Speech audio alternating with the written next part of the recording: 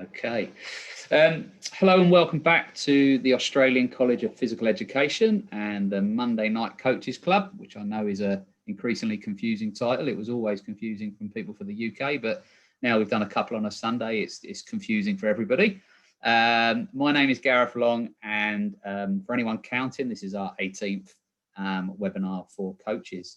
So thank you to everyone who has joined us and everyone that is ready to join today's discussion. As always, I mentioned it earlier, but please do use that chat function. Introduce yourself, ask questions, and definitely answer questions as well. And we'll be looking at those questions and asking them to our panelists, but please feel free to answer as well. We know there's a wealth of experience out there. Also, as always, I need excellent coach developers to help me run these webinars, and it gives me great pleasure to have Drew Taylor and Jan van Loon doing all the hard work today. So Drew has, of course, been here since webinar 1 and is the player development manager at Football New South Wales. Drew is going to be monitoring the chat today and selecting questions to put to today's panel. How's it going, Drew? Yeah, well, thanks, Gareth. Good to be back. I've missed the last couple through my increasingly busy workload, but I am very happy to be back. If you're out there doing coach development and coach education, it's a good enough excuse for me, Drew. And my second co-host, Jan van Loon, appeared a few months ago as a guest in webinar 15, and then we got him back last one to do some summarising, and he was so good at summarising that we haven't let him leave. So he's back today summarising the key messages. Previously the head of individual player development at Arsenal and head of opposition analysis at Wolfsburg. Jan is currently the head of coaching at FC Utrecht. Jan, thanks again for joining us. Thank you, Gareth. The pleasure is all mine, and thank you for having me. And a great topic again, so I'm really looking forward. Yeah, thanks, Jan. And you're right about today's topic. I was surprised that it's taken us this long to get to this topic, actually. And today we're going to be discussing the art and the act of coaching. With our guests, we're looking at coaching interventions and pedagogy.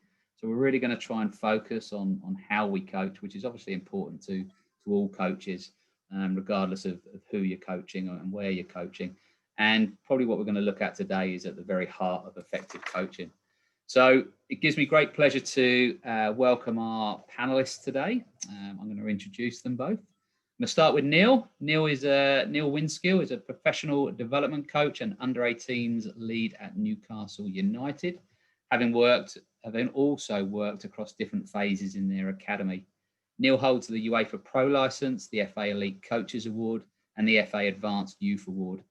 I first became aware of Neil through some of the thought-provoking materials he shares on his Twitter account, and that's why I've been hassling him to try and join us on here, and I'm glad that he was able to say yes and join us. Welcome, Neil. Thank you very much for your time today. Nice to be here. Thank you. No problem. And our second panelist is Sarah Green.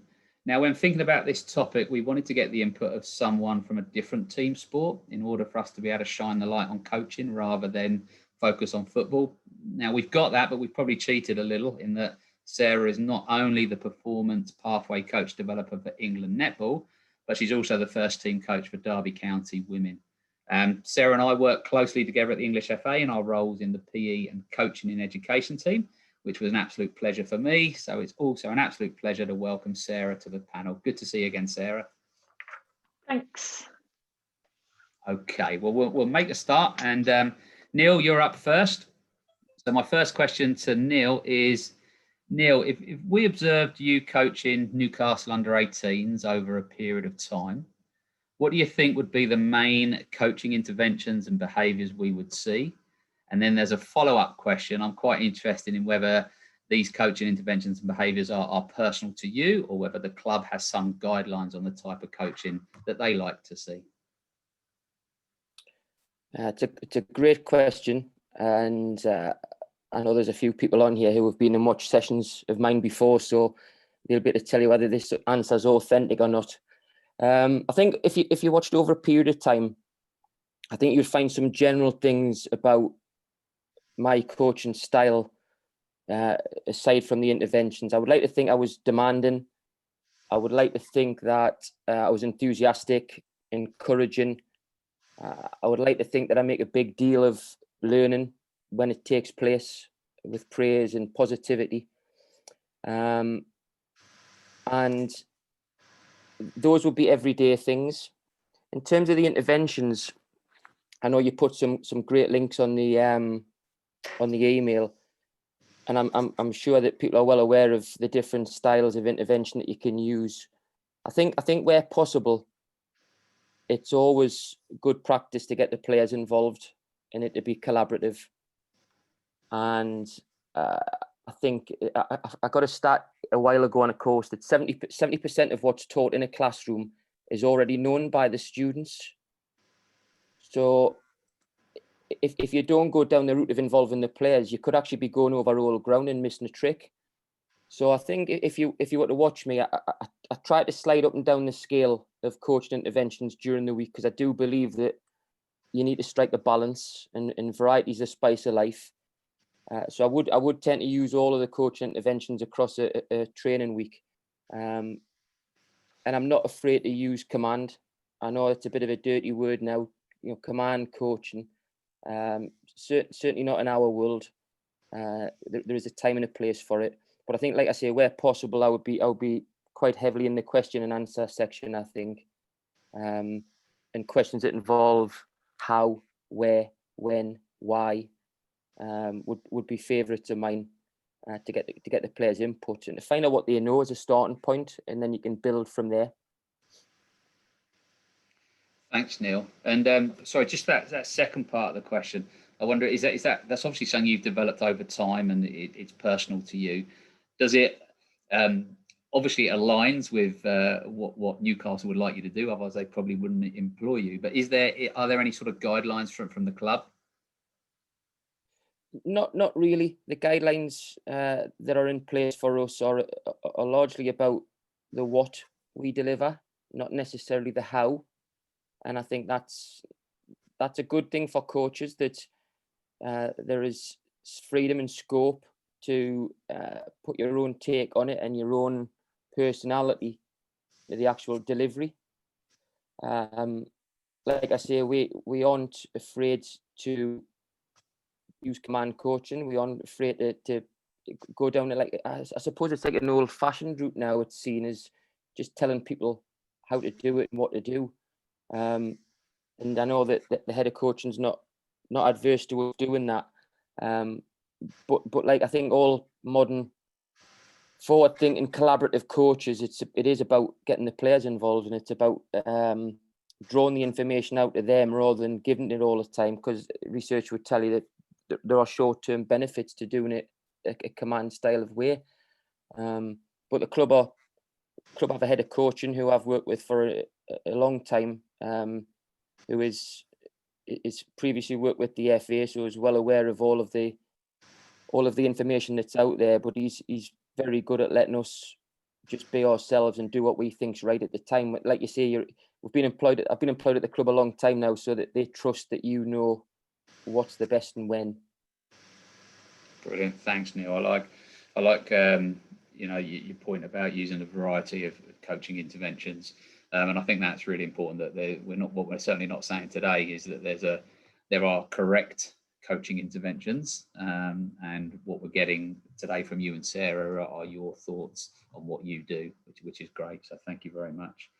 Okay, Sarah, you're in an interesting context where you're involved in two sports, and I know certainly you've coached at different contexts of those sports. So your question is, I'm interested in how have your coaching interventions and coaching behaviours evolved over time, and do they differ when you're coaching in these different contexts, i.e. coaching, football versus netball, or the elite game versus grassroots and school coaching?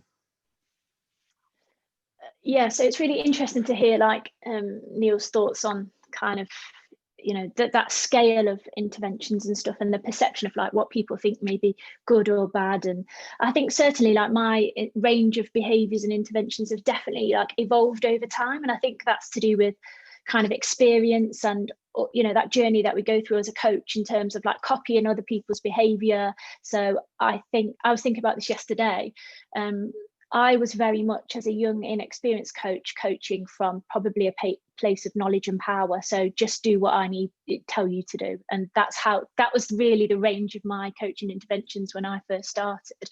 As I've kind of evolved and got more experience, I think, and explored different kind of options. So I was very lucky to kind of be part of the FA skills program in the early days, when I joined the FA.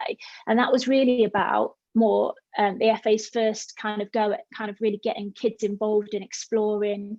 That was around the same time that we developed the Youth Awards. And so that really opened my eyes to a different way, a different possibility of coaching. That wasn't really led from a place of the coach being the part, imparting knowledge on people. But whilst that was a really positive experience, I think then that there were times where I forgot to coach. So there were times where I kind of thought, well, do you know what, like, they'll be okay because I'll just ask them a few questions. And there were times where they definitely needed my help, and I kind of got lost in that. But I think being able to be part of that kind of growth and really experience that. And I think definitely when I was on my A license, they asked me what my philosophy was. And I was like, I don't know. And so it forced me to kind of look back and decide what type of coach I was and what was important to me, and really, decide that actually I could lead from a place from coaching that was about me and who I was as a person. But then the nuances of it were really about what the players needed at that point in time. And I'm very much now really comfortable that I have to spend a lot of time at Derby telling the players what to do sometimes, because we've got some players who haven't been coached for a long time, so they haven't been in an under-10s academy and come out the other side. So sometimes we have to tell them what we need them to do. We play in the tier 3 of women's football, and performances really matter for us because we get quite a lot of money from the club. We have targets to try to achieve to get into the championship next year. We have to do well. So sometimes we have to, this is what we need you to do, and we need you to do that quickly. And that feels really uncomfortable for me at times, because I don't think that that's who I am as a person, or I wouldn't say that's my natural coaching place, but I understand that sometimes that's kind of what's required of me. And has that changed? So is there a difference, I suppose, in this question, is there a difference between your main coaching interventions when you're working at Derby and when you still sort of work if you still work in the grassroots and school space? Yeah. So I think when I was working in the PE unit at the FA, I used to go out and observe some of the coaches, and if they were coaching a year 1 class, so the little 5-year-olds, I would be a terrible observer of that lesson, because I just love little kids, and I'd be in there and I'm just really happy to kind of see and interact with them and talk to them about what they're experiencing, what they're feeling, how does that look for you, or what made you decide to do that. I feel like that's my natural place. Like, as a coach, my natural place to be, what I'm very comfortable, requires no thought, or planning of questions. I'm really happy being there. Whereas at the opposite end, for Derby, it requires a lot of thought for me. It requires a lot of challenge. I have to think about, what would I expect to see there? What do I want them to do? So what information, do I want to give? I feel more comfortable with it now. It just requires a little bit more planning from me, because it doesn't come so natural. Thanks, Sarah. Neil, when we talk about coaching interventions, coaching pedagogy, we probably think of the coaching session most of the time, and certainly research into coaching behaviours is probably focused mainly on the coaching session. But I'd like to ask you a question about your match day pedagogy and intervention. So how does your coaching on match day complement or differ from your coaching behaviours and interventions that you outlined that you mainly use in training? Yeah, okay. I was just going to pick up on a point Sarah made there, which is made me smile actually when she said it, because I can totally understand where she's coming from. If I go back to my A license, the art of delivery from the tutors at that moment in time was very much about them being the fountain of knowledge, as Sarah said, and you kind of listened and sat there and wrote notes and tried to write down every corner flag and where it was, and it was about trying to absorb as much information as possible to the point where your head was bursting by the end of the week. So it was very much a command tell style at that moment in time. But from my coaching experience, some of the best information that I ever picked up on football was in that period. And I've since sat in lots of seminars and workshops where it's been very much discussion based, and I've done video meetings myself and coaching sessions myself where I've involved the players to the point where we've actually come away from the session and thought, what actually happened there? What have we took from that? What was that about? What was the message there? Was it lost, or did we just talk lots? And I'm not really sure what was finalized or agreed. So the point that Sarah makes there is a really good one, and I think that's why you need to slide up and down the scale, depending on the context and the day and the players and the experience that they've got and what you're trying to get across, etc. So going back to your question in a roundabout way, Gareth. On a match day, I suppose it depends how you view a match day. For lots of people, including the players, it's kind of the exam day, isn't it? It's the day where everything comes together and all the training that you've done that week comes together, and you try to execute this performance that you've been rehearsing for the last 5 days. And I think if you go down that route as a coach, it does change your behaviour. And I've caught myself even this season getting wrapped up in all that. And you maybe become a bit more, I dare say, a bit more direct, a bit more anxious, because you know that there's something more at stake potentially than what there is on a Tuesday. And I think the mindset that I've been trying to instill in myself even is just viewing the game as another training session. So my behaviour Monday to Friday would be exactly the same on the Saturday, and it wouldn't change, even though there's players wearing strips, there's a referee, there's a score being kept. You try to be consistent right the way across. So I view the game as another training session, and it's actually the best training session because it's the one that the coach hasn't necessarily got control of. Timings, strategy, what the opposition's going to do, so unpredictable. And it's probably the one where the players need the most help because they're trying to work that out themselves at the same time.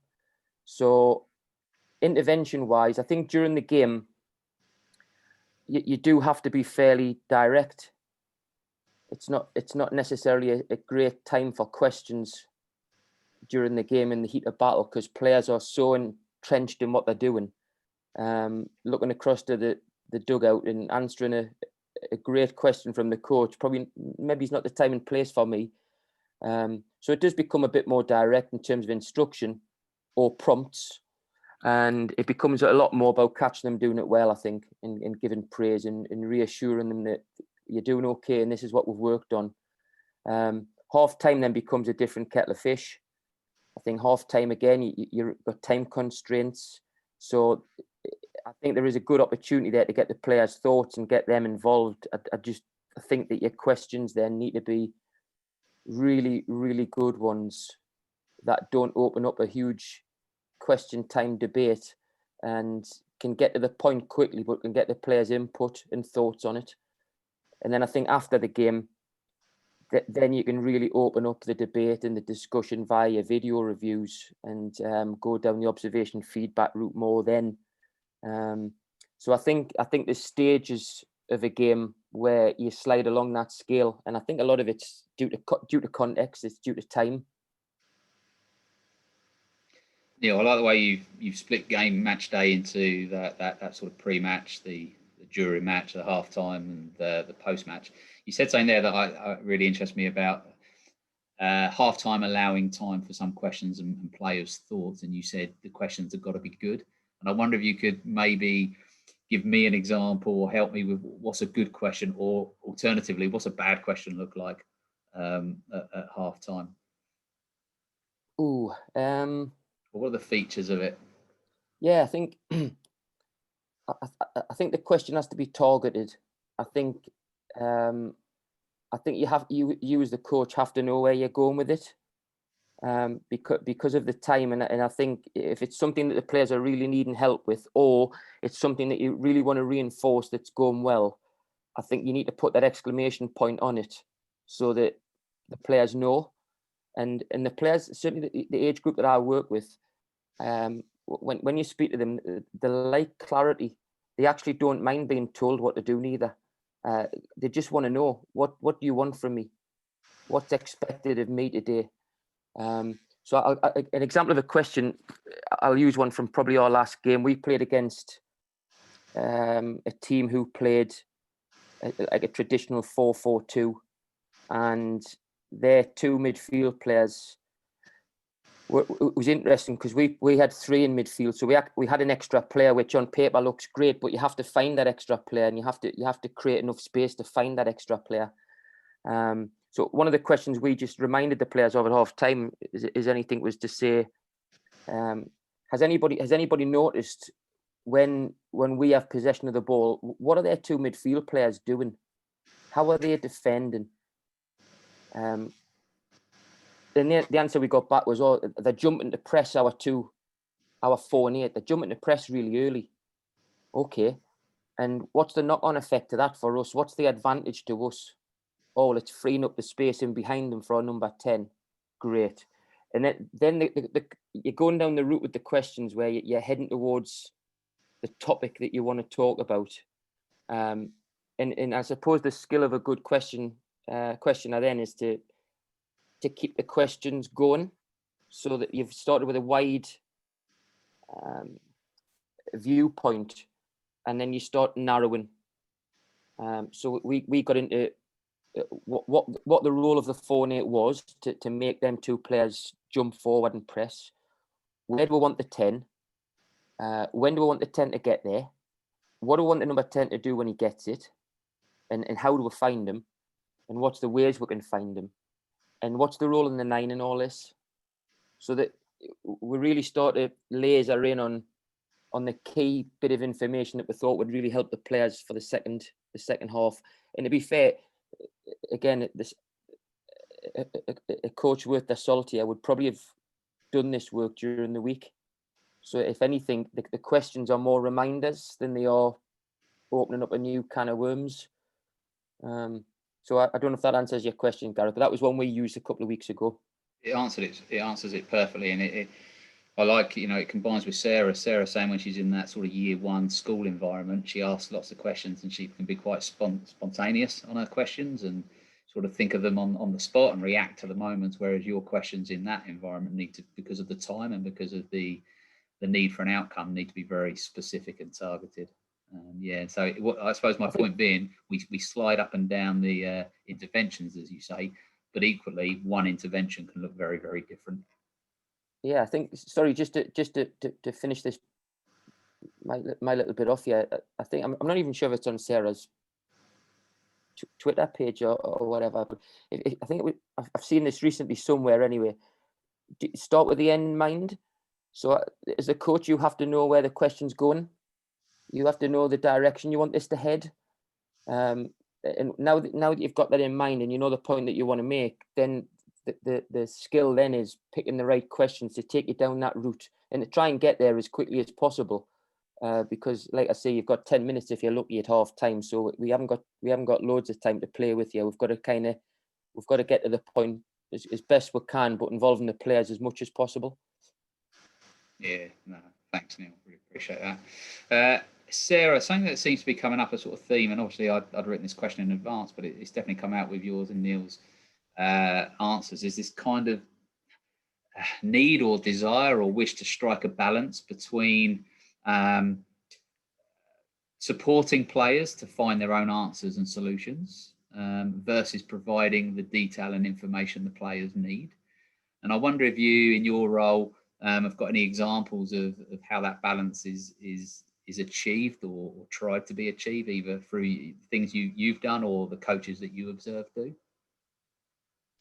Yeah, I think, I feel really fortunate in a position, both in netball and football. So I'm not the manager at Derby, so I'm the first team coach. So I really feel like I'm in a good position where I'm not the decision maker.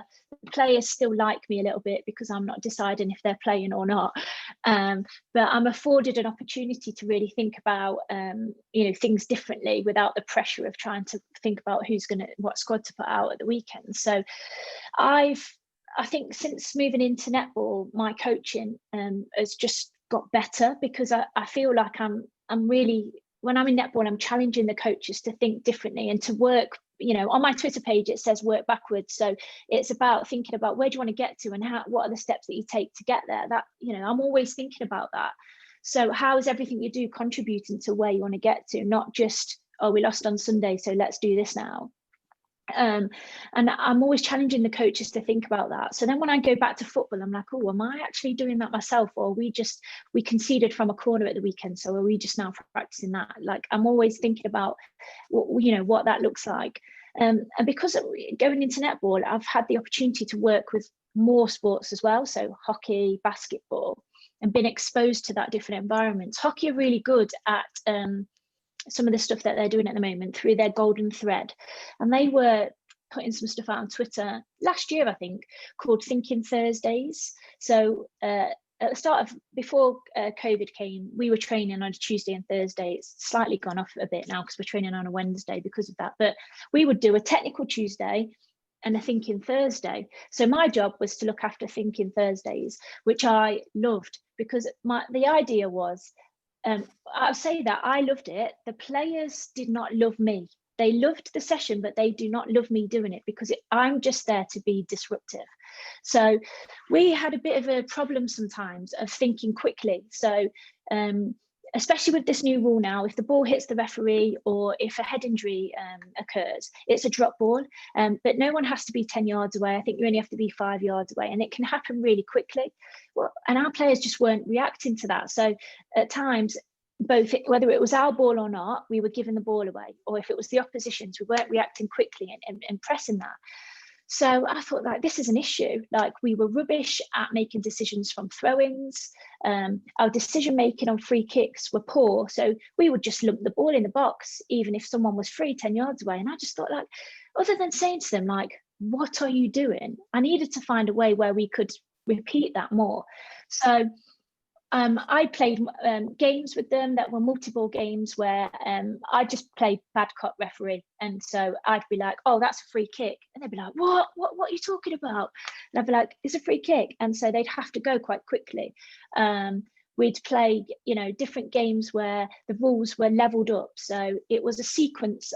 So to score the first goal, it had to look like this. And I guess it's a bit like a computer game, like Mario or something. So to get to the next level, you've got to beat the baddie. So I was thinking very much like, to score this goal, you've got to score it in this way, which the opposition team would have something that would combat it. So for example, like, I'd say to the blue team, you have to score by being quite direct. So the ball has to go from front to back.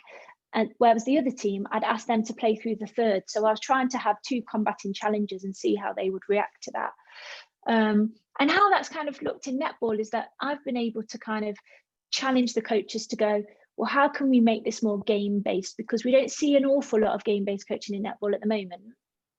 It's quite a new thing, a new experience for a lot of those coaches. But even more recently, we had our Roses head coach preparing for some test series where she was using, those finger games that kids have in primary school. She'd made one of those, and it was, each one of them was like right, you're playing Jamaica, and then they do the next one. She's like, right, and the score is this, and you've got this much time on the clock. And now what we're talking about, like, senior international players there, but the point was trying to make it, they're in control of the scenario, it's fun, it's interactive, but this is the challenge. And for me, that's still really important.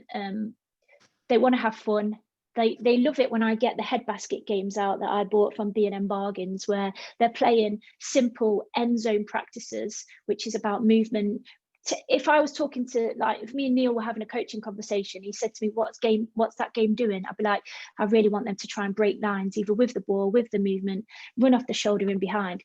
the girls just know that they're playing an end-to-end game where one of them's wearing a basket on their head and they're trying to get the ball in there. And some of that is discrete practice, and some of that will be technical information that I'm asking them to think about. So just like finding that balance of them solving a problem discreetly or explicitly.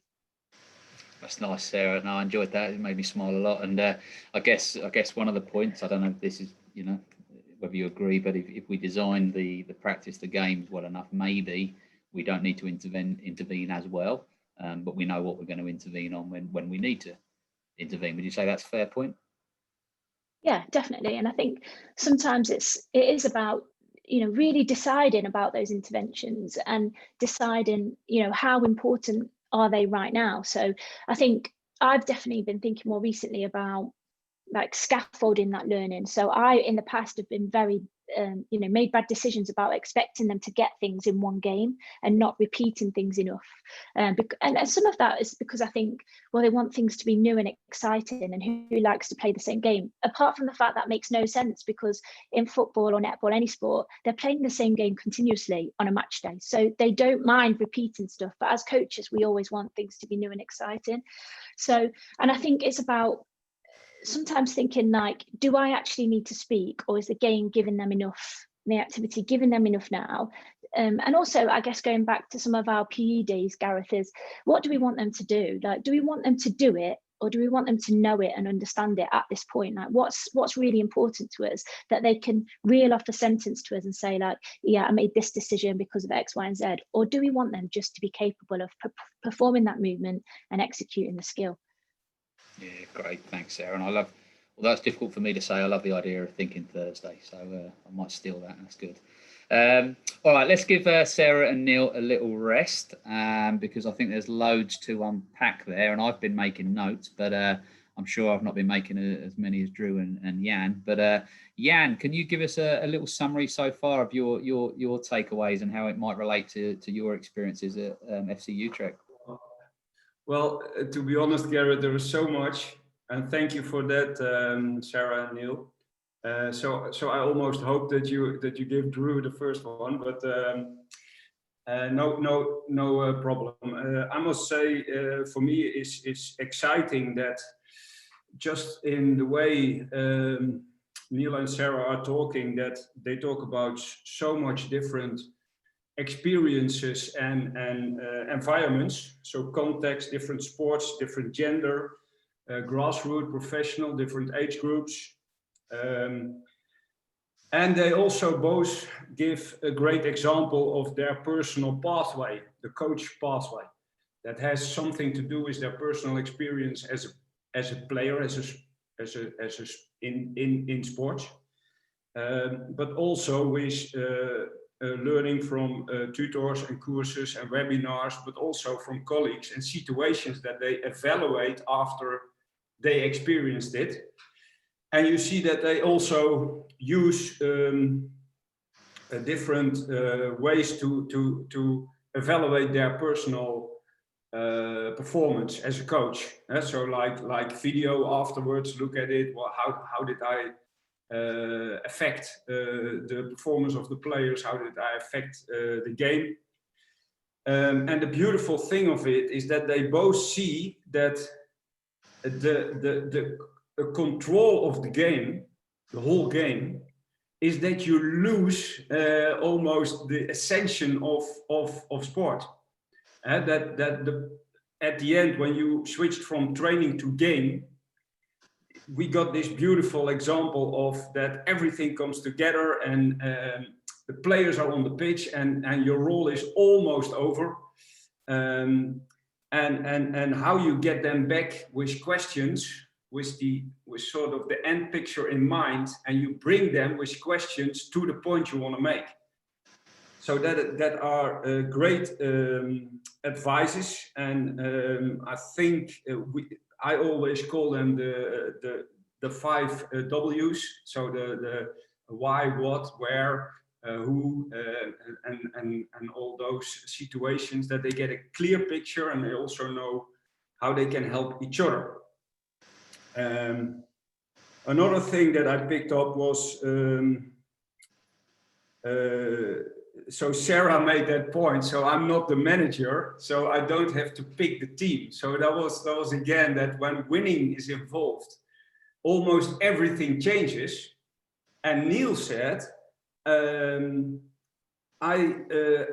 now training myself to view the game, or he's already experiencing that, to view the game from a training perspective. So be quiet on the bench and don't get mixed up with things when it's not really beneficial.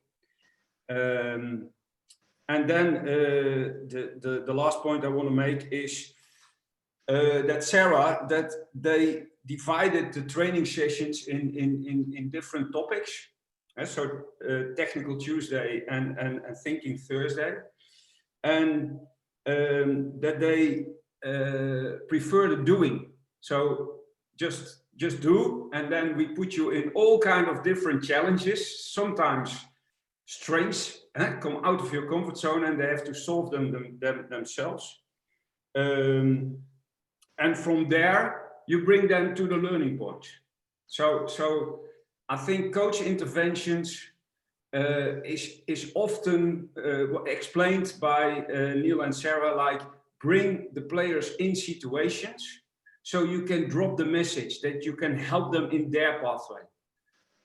And in my opinion, that keeps on developing for both coaches. They are almost energetic of okay, what's next for the coach development.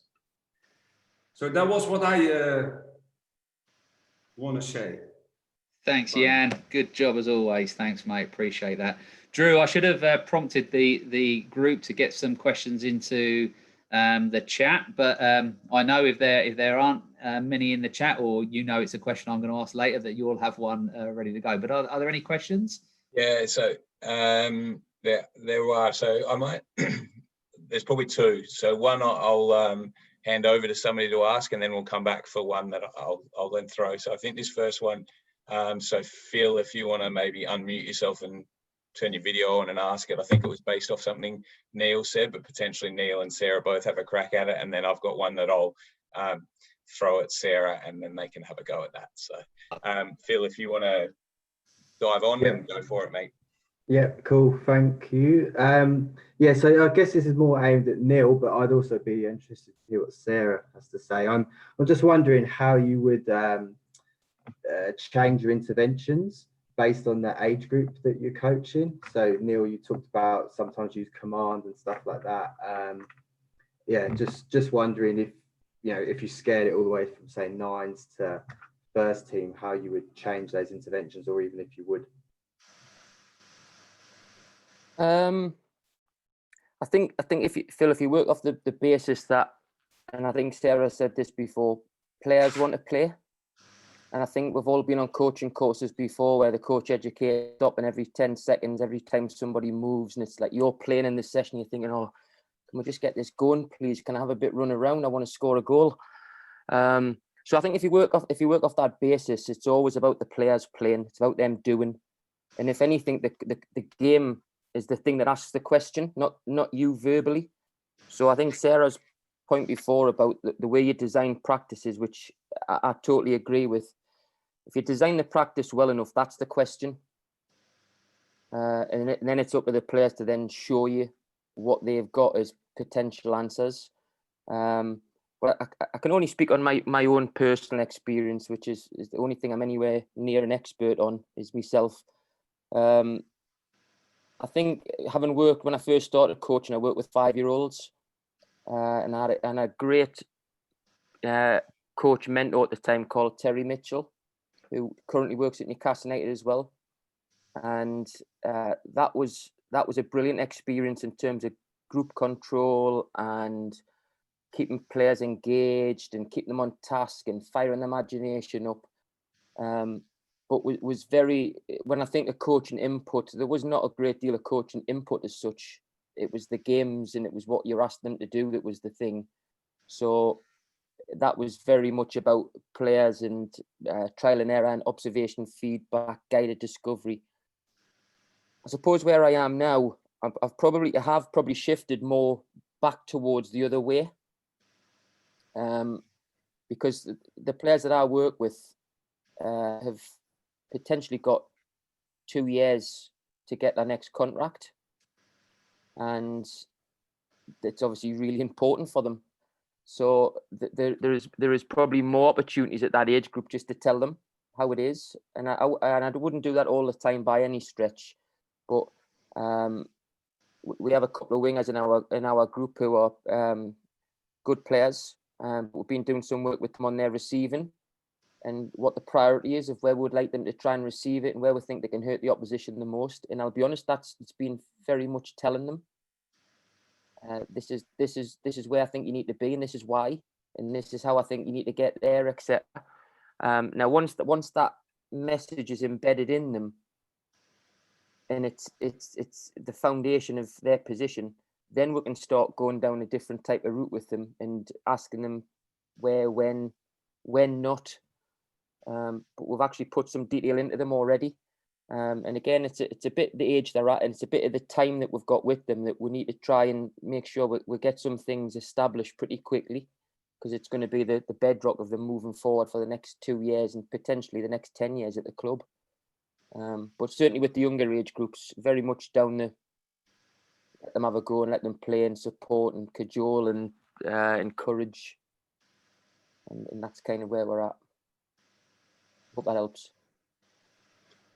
Yeah, brilliant. Thanks, Neil. Sarah, I'll come to you with this one. So should interventions be individualized for different players within an environment? And if your answer is yes, is this actually done enough? I feel like that was a leading question, Drew. We'll see how you go, but don't just say yes. That's my. I don't want one word. So I do agree, yes, and it's been something that kind of I've been exploring, noticing, because it isn't easy. I think if we were to sit here and say yes, if you've got a class of 30 or if you've got a squad of 20, we've got 22 players. When I'm doing a practice, am I going to be hitting them all 22 of them individually? Like, no, but because that's like being the reality of kind of the time that we've got in a session. But can we try to kind of find moments where we can get small groups and units and talk to them about what impact that has on them, and try to kind of level that down a bit? Like, yes. What was the second part of the question?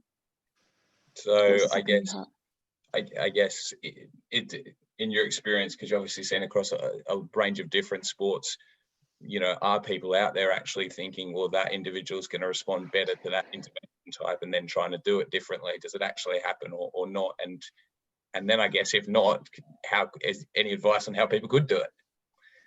Yeah, I think so what I notice kind of watching coaches is it's not because they don't want to. So I think some of if we look at generically, like when I'm observing coaches, some of the mistakes that coaches might make around like talking too much and not having enough activity time comes from a place of wanting to help. So it's not always because they want to dominate the session or they think they know more. It's because they want to help, so they just get a bit lost in that activity. So I think it's just about kind of helping coaches reflect back on kind of what do individuals need and what place are they coming into your session, where do you want to get those, go get them to, and kind of try and notice how you can have an impact on them. And that's not always kind of like, oh, Johnny, how are you, or what did you think about this? It can be differently. It can be in small groups. It can be kind of noticing and altering the practice. It doesn't mean that you have to ask each individual question. Altering the practice and differing the challenge or the scoring system or the points can have an impact on that individual without them even knowing. So that's manipulating the practice.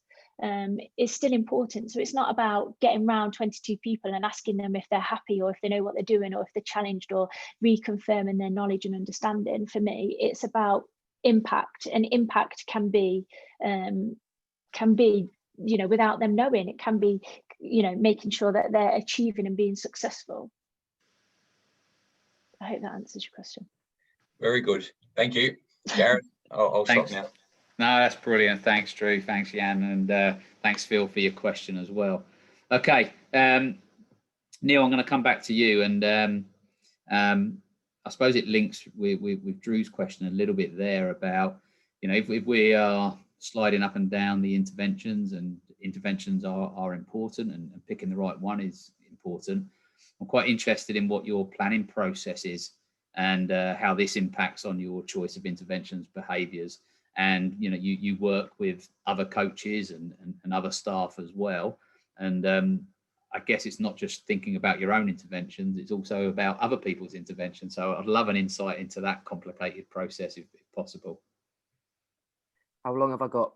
Yeah, as long as you want.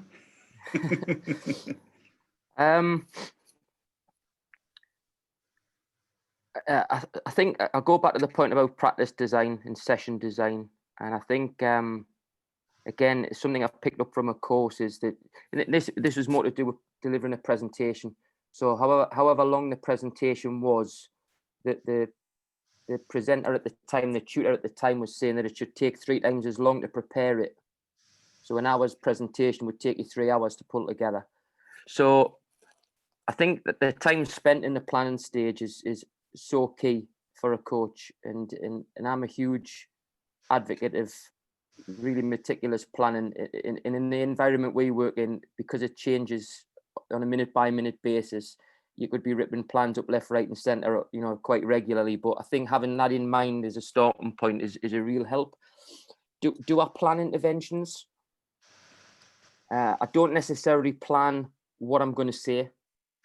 I think I like to be a bit more spontaneous than that. I obviously have the end in mind of what we're trying to get to, and where we want to take the players in terms of the objective. But I just think with experience over time, it becomes a more subconscious process. That I think maybe when I first started off, I was probably writing the questions down, and when I was going to say them and who I was going to say them to, and it becomes like an act, like a scripted act. I think now I'm a bit more laid back about that. But the thing that I do plan really heavily is the use of the staff. And this is something that I picked up from a really top coach in our country called Aaron Danks, who works with the under-21s in England. I'm not sure if he's been on this webinar before, but he's a coach that I really admire and look up to, and had a chat with him during lockdown, and he talked a little bit about this. So I kind of take any credit for the actual concept of it. I can take credit for maybe I've changed a few of the words in it to make it more personal to me. But I have a team that work together at the under-18s, which is the under-18s coach, which is myself. I've got an assistant coach, and I've got a goalkeeping coach, and I've got a sports science fitness coach with me. And I think it's really important that you involve all the staff all the time, because everybody's got their own ideas and their own way of putting things across, which is unique to them. And going back to the point about how players are different, I could make the same coaching point 3 times, and my assistant could make it once, but the way in which it's transmitted resonates with more people. It's more memorable. So I always try to get the staff involved where possible. And the concept, this is how I've termed it, was gang coaching. So there's a coaching gang of us, there's 4. And before every session, we'll sit down and we'll look at the practices for the day, and we'll decide who's looking at what, who's focusing on what. And the 4 areas really. Somebody looks at it with a wide lens, somebody looks at it with a zoom lens, and somebody looks at it with a laser lens. And then the 4th one is the opposition. Neil, So can I share your visual while you talk through it? Will that help? Do you mind? Let me share that. Let me share that, because I think it's really, really valuable and help understand what you're saying. Can you see that? Yeah. Yep. So I love a flow diagram, and I'm sure the coaches love a diagram, don't we? So I tend to put my thoughts down in these type of diagrams to help me more than anything. Not something that I share with anybody particularly. It's more just for my own thinking. So that's kind of my take on pitch interventions. Why you do them, who you do them for, who does them in terms of staff, when and how you do them, what is it you're actually intervening to talk about or to ask about, and then striking the balance at the end between whether it's a positive intervention or a negative one. So if I just draw you to the middle section, and I mean, people can see this on the screen, and I dare say people will screenshot it and look at it later on. If you look at the middle section, which is when and how, that's kind of the stuff we've been talking about so far on command, question, answer, observation, feedback, etc. The column just on the left of that is by who. So this is the point I make about the staff.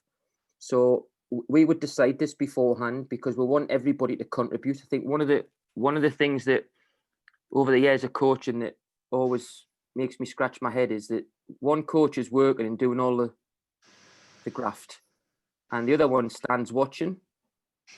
And then you tag in, they come on, they do their bit, you tag out and have a rest, and then you wait for your next bit. And it's kind of that tag team approach. And I think if you go down that route, I think you're missing a trick massively, because there's so much you could do, and there's so many people you could impact and help and encourage, that you should all be active the whole time. So we like I say, we would decide this before the session. So just to quickly go through them, the wide lens coach is the one who's in charge of the practice. That's the one who organizes rules, organizes the teams, organizes the pitch, organizes the scorekeeping, and they're looking at the session from every angle. They're looking at the group, they're looking at the squad. We'd then have one of the coaches on Zoom, potentially, who is looking at maybe a group of players or a unit. So, for example, my assistant in one practice might just be looking at the back four. That's it. You look at the back four, I'm going to look at the whole picture. Within that, there will be a coach who's looking with a laser lens. An example would be the goalkeeping coach. You just look at the goalkeeper in relation to the back four. I'll look at the whole picture. The assistant looks at the back four. And then if you've got the luxury of another coach, or somebody else might have to double up with this, potentially the guy or the girl who's leading the full session, somebody has to manage the opposition so we get the realism right and it looks like it should look come match day.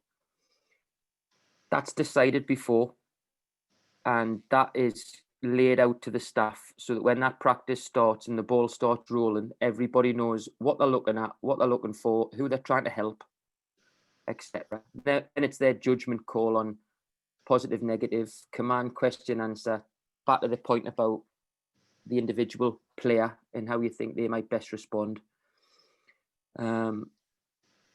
Linked with that slightly, and I'm sorry if I'm going on a bit here, if you go back to the middle section, there's 3 S's. So there's a stoppage, there's sideline support, and there's stealth. So the main coach who's on the wide lens, they are the only person who can stop the session. They're the only person that can do it. So whistle blows, everybody stops, they go on. However they do the intervention would be up to them. Sorry, there's somebody at my front door. 2 seconds.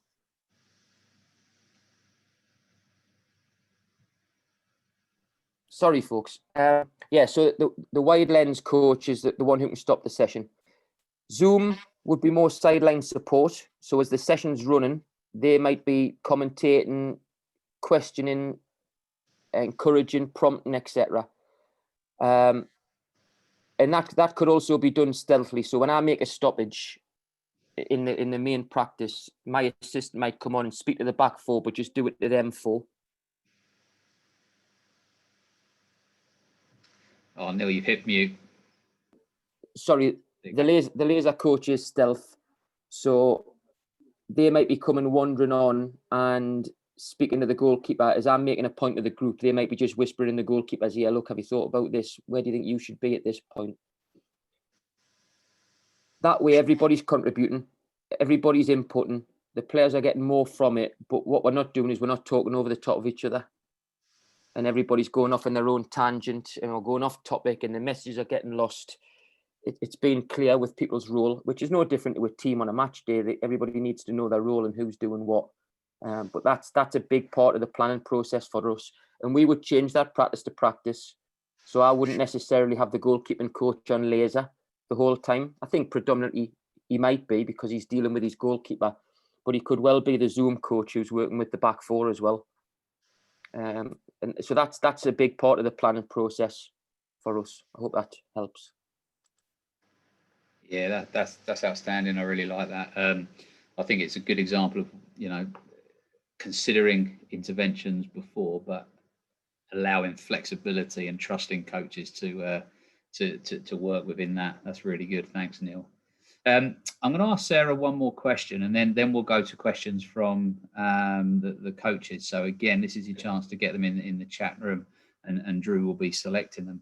So Sarah, if Neil sort of said that we need to spend a lot of time planning, I guess we also need to spend a lot of time evaluating. So, you know, this question is specifically for netball, but doesn't have to be. You know, you've got lots of experience working with soccer football coaches as well. So how do you help coaches on the netball performance pathway? How do you help them consider, develop and reflect on their coaching? And I guess specifically getting them to zoom in on their coaching interventions and pedagogy. Yeah, I guess so. What's been really important for me, like going into netball, so we have a coach development program. So that was kind of my first task going into this job, was kind of getting them to think about coaching beyond netball. So kind of giving them experiences that were around coaching as a practice. So literally all the things that we're talking about now. One of those things actually was co-coaching. So we explored kind of what it meant to be part of a coaching team. Just because I think traditionally, like we still see it a little bit, probably, you know, in grassroots and stuff, that people, you know, the assistant is there to pick up the cones or kind of just not play a part in that session. And I wanted them to explore how they could use, you know, those other people in their coaching gang, as Neil put it, to kind of really have a positive impact on that session. But that also plays a part in coach development. So the process that Neil's going through there with his coaching team really helps those coaches develop and kind of hone their observation skills. And for me, that's really important.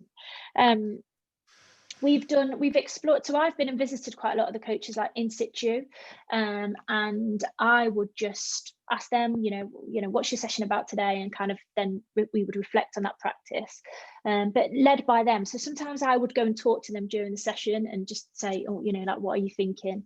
I introduced the coaches to, I don't know, Gareth, if you've heard about this, the Think Aloud program.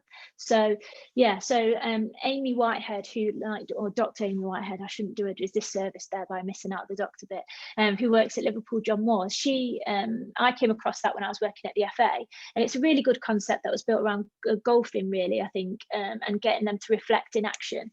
So I've tried that with these coaches, and then me using it myself on going to observe them, using Think Aloud while I'm observing them. So I might be saying to myself, oh, okay, you're doing some ball and wall activity now.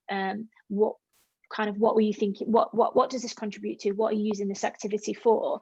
And then me noticing okay, so you're talking to individual athletes now. If this is about connection, brilliant. If this is about technical practice, are you getting from it what you need? And just using that.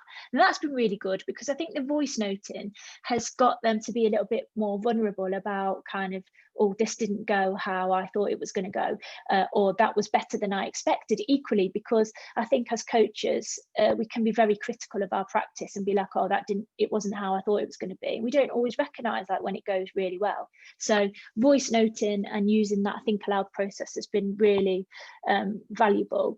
And then more recently, one of the things that I've been exploring is, I guess, a more specific approach to that is coding coach behavior, actually. So we are going to be using like video. So I've actually been practicing on the code windows on myself, which is actually a very cringe-worthy process. But what was really interesting about that is the only video I had with me coaching that was specifically the camera targeted on me rather than the practice was a session that I did about 5 years ago on a youth award. And I remember that session because the practice was rubbish. And I thought, I'm going to watch this and this is going to be like really bad. Because I was doing a counter-attacking practice. And for some reason, when I do counter-attacking, I always get it set up the wrong way around, because you need to coach the other team. And I remember 5 years ago, the session was rubbish. But actually what I noticed watching it back was my coaching behaviors and how I managed that scenario was actually quite good. So I was like, this is interesting, because I walked away from that session feeling really, really negative and that I hadn't done anything well in that session. But actually the way that I interacted with the players was good. So I'm hoping by being able to use some kind of video evidence of how we explore coaching behaviors with coaches and give them some kind of good practice or things to work on by coding their ability to provide feedback or questions to individuals, small groups, the whole group. I've looking at things like how they use silence effectively. So silence by paying attention or silence by not paying attention. Hustle, so the use of hustle. So we see a lot of coaches with the, yeah, let's go, let's go, let's go. Or I think in football, we see a little bit more, well done, that was good. So just, what does that mean? How, we're saying it quite a lot, but what does that mean and how can we use that more effectively? So as well as being reflective and trying to introduce them to kind of reflection that works for them. So voice noting, discussions, I'm trying to introduce them to a little bit more formal, like video type feedback. Brilliant, thanks Sarah. I think turning the camera on yourself and capturing and measuring your coaching behaviour so you can interpret it is definitely something that we can do more of. And I know there's some good stuff out there on how you can do it just with an iPhone and a little microphone. So I know that it doesn't need a lot of technology to be able to do that. So that's great. Thank you, Sarah. What we'll do now is we'll ask some more questions, and Drew will do the same sort of process on whether he asks people to come off or whether he asks them on their behalf. But I think this is quite a nice opportunity just for people to come put their cameras on if they're able to, and we'll relax a little bit more. That's the sort of formal part of the Q&A over. So if people want to put their cameras on, and Drew can ask questions on people's behalf, or he can ask somebody to ask their question, and then maybe we can have a bit of time where people can just come off mute and ask their own questions. But I see, as I say that, no one's come off their camera yet, which makes me wonder what people are doing. But normally at this stage, we get one person put their camera on, and then people follow. Thank you, Michael. Probably still got their pajamas on, maybe. If they're in the UK. Well, they are allowed to have their pajamas on, definitely, as long as you're in the UK. If you're still in your pajamas in Australia, then you need to. Okay, well, look, put cameras on whenever you feel like it. But Drew, have we got any more questions? Yeah, there's one there from Shannon that probably Sarah's just kind of given an answer to it, but we might just throw it across to Neil and say, well, Neil, in your environment, how do you and your coaching staff actually or do you, and how do you evaluate whether your interventions were in fact, I guess, useful or optimal within a training session or a week or a game day, etc.? Okay, I think player performance will always be a good judge of how much you've made a difference and how much of the work that you've done with them's landed. I think going back to a point Sarah made earlier on about players being able to verbalise what it is you want or what you've talked about, but not actually being able to do it. We have some really bright young people now who are pretty astute at understanding the game and are very good at regurgitating what they've heard the coach say. Doesn't necessarily mean they can actually implement it.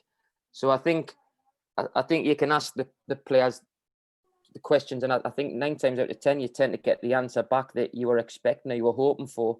The ultimate test will always be show me how it works and show me it under pressure against opposition. So it's very hard to make a judgment call on how effective your interventions have been without going too far away from player performance, I think. There may be a more elaborate answer to that one, but I suppose that's the simplistic one in my head. We would do the same as what Sarah said about videoing yourself, and then you can make your own personal judgment on the information that was relayed or the questions that were asked, etc. And and how much it benefited the performance of the players thereafter. So we have 2 of our sessions a week videoed, and like you said there, Gareth, using simple things like your phone and a set of headphones, you can very quickly hook yourself up to that video and turn the camera on yourself if you want. I've just done a thing for the Coach's Voice here in England, which was horrendous watching it back, absolutely horrendous. If you can just do the edit, Neil, on this video, which was about 2 hours long, like 10 minutes in, I'm thinking, I can't watch any more of this, it's awful. They've managed to make it look half decent, I think, in fairness to them, but interesting that the stuff we did on that session, on that day, when you watch the video back and you're looking at how well I did as the coach and how well the players performed on that day. When I watched the video back thinking, not very good at all, if that's the case. But we did the same session a week later and it was miles better. My information was better, my questions were better, my coaching was better, their performance was better. And I think the benefit of having done it before probably helped on that one. I took a massive risk and done something totally brand new on the day with the Hollywood cameras that are all there and drones above your head and all sorts, which was a risk. But don't you think that's the case though? Because I think, Neil, like we can be really cruel like on ourselves in terms of, you know, we have to do the best session like all the time. And I remember like when I passed my A license, the week I was like, yeah, the week after I did a session that I probably wouldn't have passed someone on their level 2. It was the worst session I've like ever done in my life. And it was just, I think it's just a case of like us being honest about you know, where we're at with our coaching, where the players are at, kind of what we want to get from the session. And sometimes like we, you know, I think it's a cycle of learning ourselves and we forget that. I think there's a lot of pressure on us to kind of perform and be consistently, you know, excellent rather than, you know, like consistently good. But I think that's interesting. We forget about that learning process for us as coaches and the way that we scaffold practice or the range of, like, you know, we might not have done like a big phase of play for a while because we've been focusing on something that, you know, technical practice, and then we do one and we're like, oh yeah, I've got to kind of march around the pitch now, I've got to try and infect everyone, and sometimes it just doesn't go well. I definitely agree with that. I think when you talk about the interventions, I love that word, by the way, used before, I'm having that hustle, because I think when I watched that session back, I was hustling for 2 hours. And I'm thinking to myself, I haven't actually asked many good questions there, and I haven't given much coaching information there, and I should have said that to him there. Look at that, and I should have changed the practice here. And I think you do become your own worst critic, which is a good. I think that's a good thing personally, as long as you maintain a bit of balance with it. But when I watched it back, it was a difficult watch. But you have to do that because you have to improve your performance to try and improve theirs. So yeah, I probably need to strike the balance on that one between hustling and coaching. Brilliant, thank you, Neil. Drew, do you think we go to one more question, or shall I throw over to Jan for another summary? Yeah, happy to go to Jan, I think, and then see where we land after that. Okay, well, we'll go over to Jan in a second, but Sarah and Neil, I've got a challenge for you two. At the end of Jan's summary, I'd love Sarah to ask Neil a question and Neil to ask Sarah a question, because you get to, you know, you've had to answer questions all the time, so it'd be quite nice for you, if, you know, a chance to pick each other's brains as well. And then also, if anyone from the audience has got a question as well, that would be good as well. So Jan, summarize, please. Well, you know, the expectations were high after the first part, so I thought, that they're not gonna reach that level anymore. But they just they just did it. So I don't know where I have to pay my money for this lecture, but thank you beforehand. The things I picked up. Where shall I start? Well, I thought I start from this part, and that is the healthcare of the coach. So we hear a lot of critical personal voice, criticizing our performance and finding ways to do it better all the time. And here we have two great examples who speak so open and with such a great way of experience, but also still open for learning from each other, that I think it's very important that we realize that there is a lot of done for the players to deal with tense and expectations and anxiety and time pressure and result pressure, that mental fitness and personal coaching is very important. And I think Sarah and Neil showed us how you can do that on a daily basis, because most important thing we all do every day is preparing the training session. And both showed us that you can do that from a wide range, from a more detailed phase to a really point phase and to the opposition phase. So the lens wide, the zoom, the laser, and the opposition. And the template Neil showed gave us a real insight of how you can organize that every day. And afterwards, you can see that often the performance comes back to the quality of the coach interventions, but you don't know if you don't prepare. So that's why it's so interesting that the sport is already chaotic and all transitions all the time. Not much is predictable, especially not in games. Then you have your personal coach experience and your staff experience and your club expectations and where you want to go. And then you have all those individual players who all have their personal life and expectations and everything. So it's multi-chaotic. And then often the message is being lost because you have all these different starting points. And it's so important that you get it to such a much higher level if you prepare the training sessions with bigger groups. You make real focus points. And a good thing to say is that the impact of an assistant coach is not just picking up the coach, but can do a very important job. And then we got a few very great insights of how you can use that. So think out loud. So normally during the training session, you have all these thoughts in your head, and then you speak them out.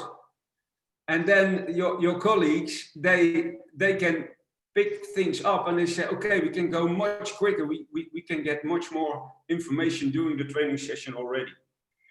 So yeah, so for me, the first part and the second part, I think it's so crucial that we're going to think about healthcare for coaches, and that we help the talent that is out there with these young enthusiastic coaches, and also the more experienced senior coaches, maybe as tutors, to help those processes, to keep those coaches enthusiastic, fresh, and fit, and that we help them in their personal development.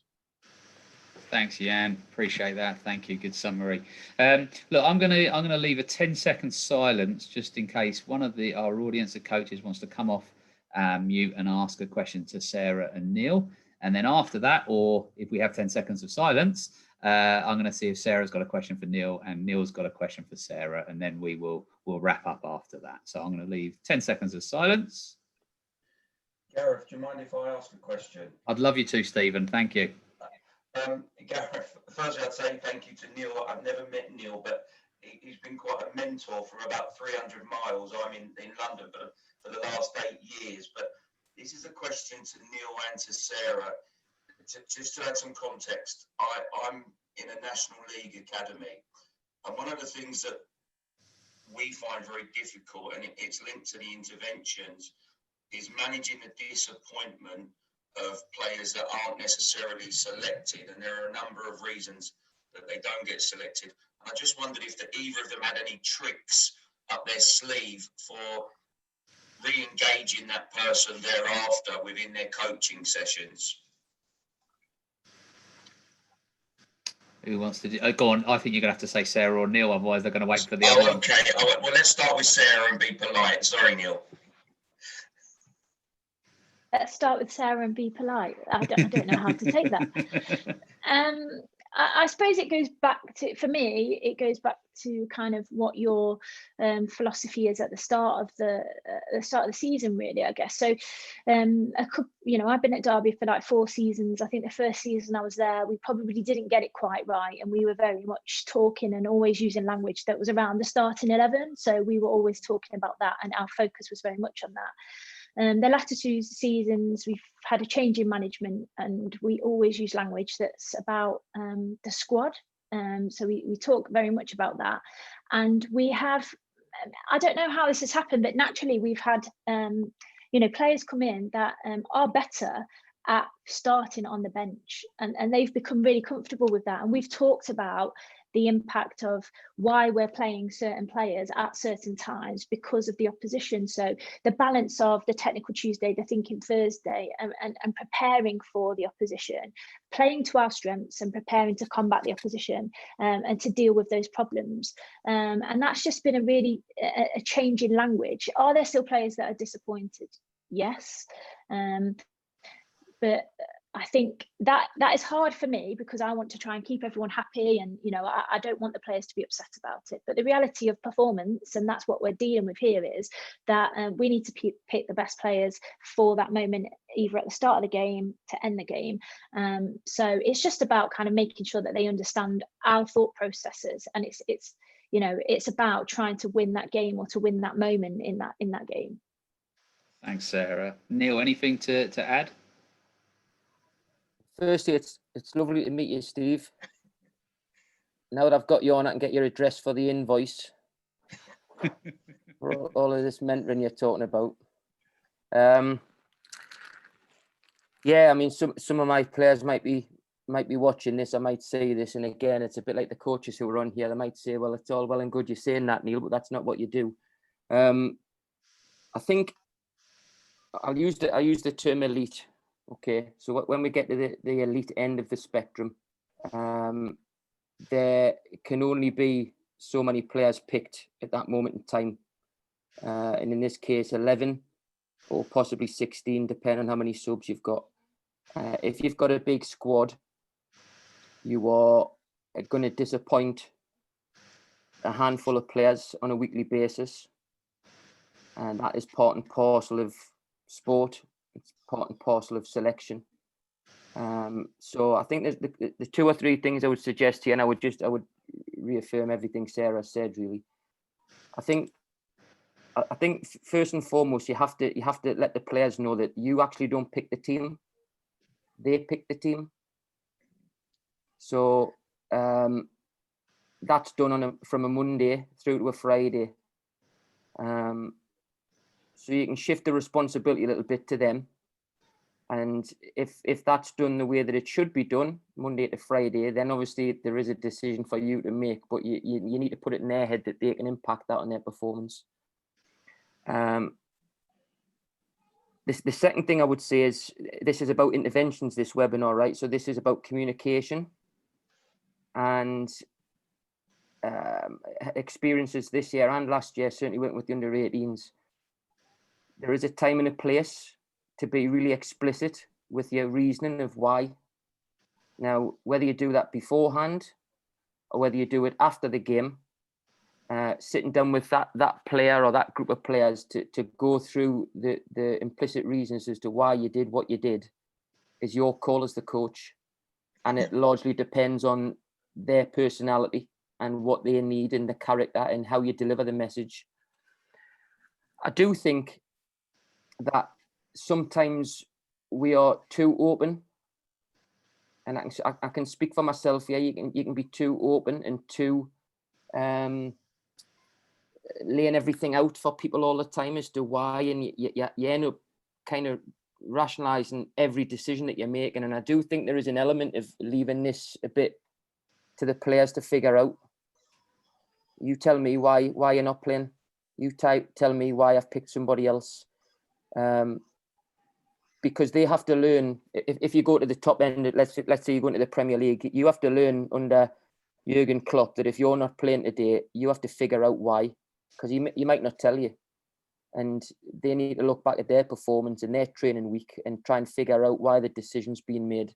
So I think striking a balance between telling people and leaving it with them to work out themselves. But I think the big thing here, Steve, with this is, and this is something that certainly me and Ben, the lad I work with, Kev, that we try to do, is to give back. So we don't leave people out and leave them sat on the shelf if we can help it. You need to try and give back and say, okay, come on, why do you think it might have been? It was this, okay, good. Well, I think we need to work on this area of your game. Let's do it.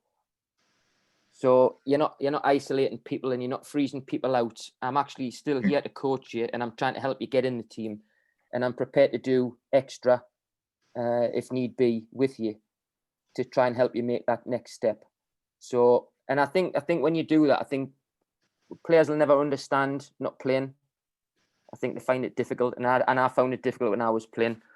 But I think the one thing that can soften it a little bit is that the coach is still thinking of me, still wants to work with me, still trying to help me get better, and is on my side. It might not have seemed like that when I wasn't picked in the 11 today, but the coach is still on my side. But they're trying to take me to the next stage of my development, and this is how they've decided to do it, and they're going to help me along the process still. So I don't know if that helps. If it does, add that to the invoice. I think it's great. There's stuff there, Sarah, talking about the language, and then you, Neil, talking about what you say, and then following up with that with actions that support what you say. That's brilliant. Thank you. Okay, look, I'm really conscious of Sarah and Neil's time, and I hope they've got a couple of minutes left. So, Sarah, have you got a question for Neil? Yeah, so I'm not good at thinking of questions on the spot like this. I'll try to do my best. I guess. Yeah, well, thanks for that. I guess just thinking about kind of like my learning, I guess, over the last 18 months, I guess my question would be, like, Neil, have you kind of had any experiences in other sports in terms of like being immersed in other sports, like watching other coaches from other sports, and was that useful? What did you learn? Or if not, is there a sport kind of that you think, you'd really like to be immersed in, to see how, if that could benefit your football coaching? It's a great question. I hope my internet cuts out before I have to ask my question, because my question is not as good as that.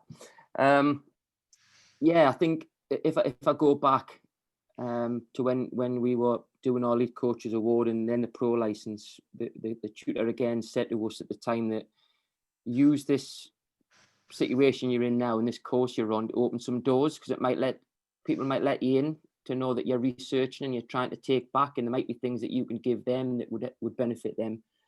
Well, it's the two lads that I was on the course with who were at the club at the time, Ben and Liam, the three of us just took it upon ourselves to go, I suppose, like a coaching gap year, if you call it that. And we just decided to go everywhere and anywhere to see if there was things that we could learn and pick up and bring back to football. So from a football side, we went to Juventus, we went to Ajax, we went to Atletico Madrid, we went to Real Madrid. We went all over the place, and to be honest, a lot of what was going on elsewhere was the same as what was happening at Newcastle. Just the weather was nicer. So Atletico Madrid, very similar practices, very similar way of work, and very similar use of interventions, etc. So then we decided to start looking at other sports. We went to Newcastle Eagles to see Fab Flournoy. We went to the Falcons. And picked up some really useful stuff there. But I think, I'll be honest with you, the best stuff we got was going away from team sports. We spent a day down at Charlie Appleby's horse racing yard down at Newmarket, who is the chief trainer for Sheikh Mohammed. Fantastic in terms of planning and preparation and communicating with what was like 100 odd staff members in his yard. Really good on instructions to jockeys before races. Really good on the feedback process after the race with the jockey and getting feedback on the horse. And even now, you can see there are similarities. You can take that back. We spent a fantastic day down at RAF Scampton with the Red Arrows, who were immense when it came to reviewing performance. Absolutely immense. And I never thought for 1 minute it would be like that, stupidly. But they went up, did the training in the air, which the wings of the aeroplane are 6 foot apart, so the size of a door. And you think you get that wrong, this is disaster time. So the review after the training flight, and we sat in the back and listened to this, they were incredible, how detailed and how honest they were. You put the smoke on too early. You put the wrong smoke on. You should have been 3 inches to the left on that one. They were like the finest detail. It was amazing. And it goes back to the point you made before, Sarah, about the reflection that you have as a coach and being your own critic. That was a day where you think, yeah, this is how it needs to be done. And I always, when I come away from other sports or other organisations, etc., I always just try to write down one thing. Come on, what's the one thing that I can take away from that? And the Red Arrows one, they actually said in their review meeting, they go back to interventions. They'll just throw a really open question out. So the chief pilot will be stood at the front with a tactics board, with the little aeroplanes on the tactics board, by the way. I know that came up on the chat there before. So he'll have the flight on the board behind him, and he'll say, come on then, what was people's thoughts on today? How can we be better tomorrow? And he just threw it to the floor. And the thing I took away from it was speak up, own up and speak up quickly. Because if you don't, somebody else will. And they were brutal. So if you weren't great or you had done something not quite right, you need to get in there quick and say, look, tomorrow, I think I need to do that a bit different because today I wasn't very good at it. If you don't, somebody's going to pick you out. And it was that sense of honesty and critique. Yeah, and I read an article this week, which was Pixar, so the people that make Toy Story and stuff, and they were talking about how they use really, like, I suppose it's not very nice, but they talk about when they do movies, they call them postmortems. So every time they have a movie out, they basically hold a postmortem where basically everyone gets to speak about the process of planning and, and then how it's gone, how that was like, how the audience felt about it, what's the feedback, and the purpose is just so that everyone has an opportunity in that one moment to say, this is how we felt about either how we ended up working together or what the outcome was. And they started that to encourage people to be able to just speak up and share how they were feeling, which for me is vital, because one of the things that I'm trying to encourage in our pathway at the moment is the use of the language experiences. So it's about experiences for like young people. So when they come in, they're entitled to have a positive experience. And how do we make sure as coaches we're providing that positive experience? Fantastic question, fantastic answer. Hopefully we've got a bit of time. Neil, you said we'll flip it over. Question for Sarah. Yeah, Sarah, have you read any articles by Disney Pixar recently? No. Sorry, Sarah. The question I would ask you, one of the issues that I'm finding with young people these days, and this is a personal thing, is that we talk to them a lot about communication, and communication to the younger generation is WhatsApp, Twitter, Instagram, whatever it might be. And I think what we are probably thinking, or what I'm thinking, is the ability to hold a conversation. It's the ability to speak up in a video meeting. It's the ability to answer a pertinent question at half time of a game and have the conviction of their thoughts and their ability to put that message across. The question then is, how do you develop that best? How do we as coaches develop that skill? Because it is a skill, and it's probably a skill. It's not a shooting, passing, control, running with, we class those as techniques and skills. I think this is a really important skill. I just want to know how in netball you work with players to develop that. I guess it, really that's kind of like a skill that's, generically I would say if you spoke to teachers or any coaches of any sport, I would say there's probably a skills gap that's missing, and I would essentially say that the gap's probably getting bigger. I think for me it's finding a balance. So some of the stuff that you were talking about earlier about match day not being appropriate for questions and stuff like that, and trying to get them to share how they're feeling at different times, it's about picking the right time. I've definitely stood on the side of the pitch and go, where do you think you might need to stand? And they're looking at me going, Sarah, shut up, like I need to be able to concentrate on the game. So I think for us it's about picking the right time of like when we want them to share what they feel, but also I think finding the balance. So you're absolutely right, I've done sessions where I can't get any of the athletes or the players to speak, but if I said to them, can you WhatsApp me some feedback about what you thought about today, they can definitely do that. So some of that is about their confidence to be able to kind of just speak in front of them through fear of failure. But I guess for me, it's about what do we want them to be able to do? Just share how they feel. Because if all we want to know is how they feel, and they can just WhatsApp that to us, then maybe is that okay at this time? Because I know that I didn't develop those skills to be confident enough to share how I was feeling and have that little bit of vulnerability until I was much older, till I was like maybe even in my like late 20s. So I think we've got to be realistic about how and when they're ready to communicate and to have that confidence. So some of that might be that they can share that on a WhatsApp group or like voice note that to us. But then I think maybe thinking about the off the pitch stuff, we've not had as much time for that this season. I guess COVID has put plays to quite a lot of that because we're not allowed to be in classrooms and small groups together. But last season we did quite a lot of stuff where we got someone in to help us to do a lot of problem solving. So problem solving games off the pitch. So different challenges in different units and different groups.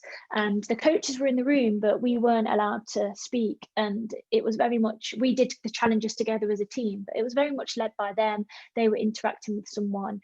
We also did a really good exercise at Christmas time, which was about because a pertinent point in the season where they were able to say, I want to leave this behind in 2020, and in 2021 I want to take this. So they were able to put into the bucket like, I just don't think that I've been doing this well and I want to move forward with this.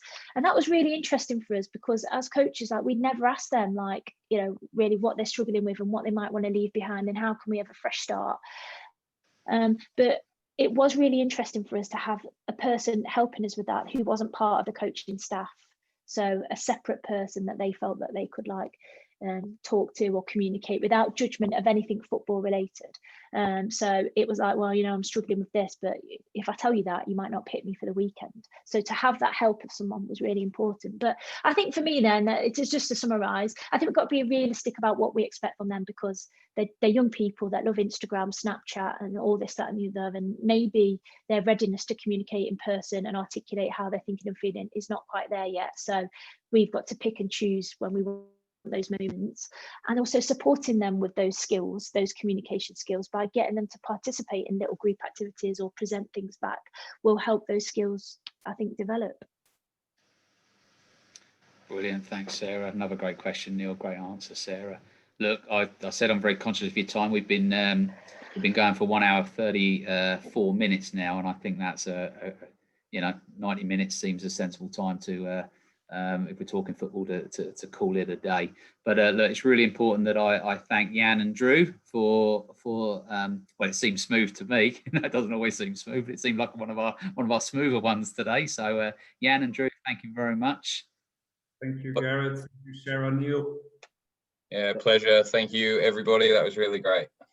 And also, look, thanks to all the coaches that have tuned in. Again, whether it's your evening or your morning, we really appreciate you spending your time to join us and listen and join in the discussion. But of course, mainly, thank you very much, Sarah. Thank you very much, Neil, not just for your time, but for your, as Jan said, your real honesty and willingness to open up and share your experiences with us. It was one of those where I felt I haven't, apart from now, I felt I haven't done a lot of talking which is great because I've just been listening and almost forgetting that I've got to be ready for another question. So I was fascinated and really enjoyed it. So Neil and Sarah, thank you very much. Thanks. Yeah, It's really enjoyable. Thank you. Well, listen, everybody, I'm going to end the meeting and I will be in touch when we have our next one. So have a great rest of your day, everybody. Thank you very much.